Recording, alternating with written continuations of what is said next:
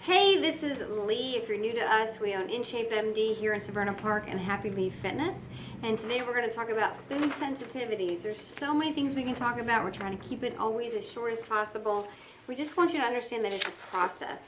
And the reason I'm bringing this up today is we have a lot of these kits, and these kits allow you to, at home, if you don't want to come in and do it, we can do a blood draw here in the office if you want the more expansive test, which I'll go through in a second, or you could do a simple test at home. It's a finger prick. And basically in this box, there are a couple little things in here. Most importantly, the bag that it's going to get shipped back, the test is going to go into.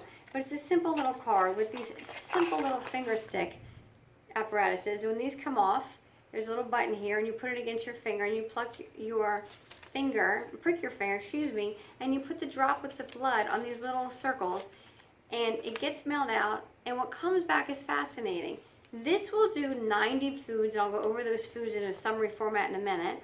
The blood test we draw through a normal blood test is you can come into the office and test 180 foods. And what's great about both of those is you get amazing results whether you do the least expensive one, which you can do at home, or with a finger stick, or whether we draw your blood. We can draw your blood if you don't want to do the finger stick at all for the 90 foods as well. The 90 foods, the difference in price is about $180, and we're taking $100 off what we normally charge, whether you do the 180 or the 90 test.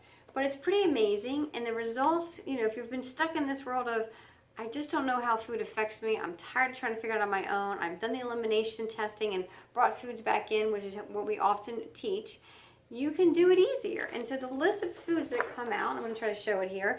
This is the shorter list, if you can read that. That's the second list that comes out, that you get to choose from which one you want to do. So for example, if you really want to know 180 foods, then you do the more expensive test and you do the blood testing. You have to eat the foods that you've not had lately in order to get the better results, because you don't want to create false positives and false negatives. The most important part on here for me in the 180 food tests that I've done several times is cocoa, because I love chocolate. So in case you're curious about chocolate, you got to do the more expensive one. The results that come back are fantastic. Fantabulous. And this is an example of somebody with some severe sensitivities. This person has a little bit less sensitivities, but that doesn't mean they're less important. This line that goes all the way over to here means there's a more severe sensitivity versus not so severe versus hardly any. When you look at different individuals over a period of time, you learn that nobody could ever predict this, nobody could ever guess.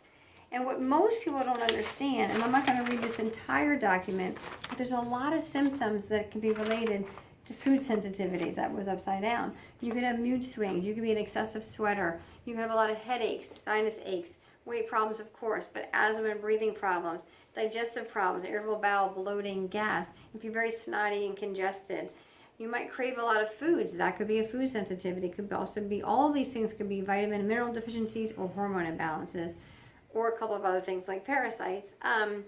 You could have ADHD, your child. If you have a child with severe ADHD or mild ADHD, it could very well be food related. That's not new information. It's just finally becoming more accepted.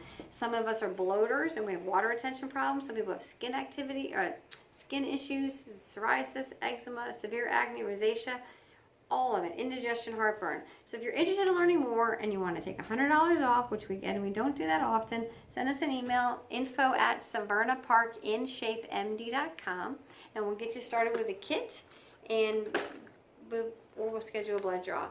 Hope that's interesting. If nothing else, curiosity has been piqued, and thanks for watching, and stay in touch with us if you want to subscribe to YouTube. Check us out on Facebook, InShapeMD.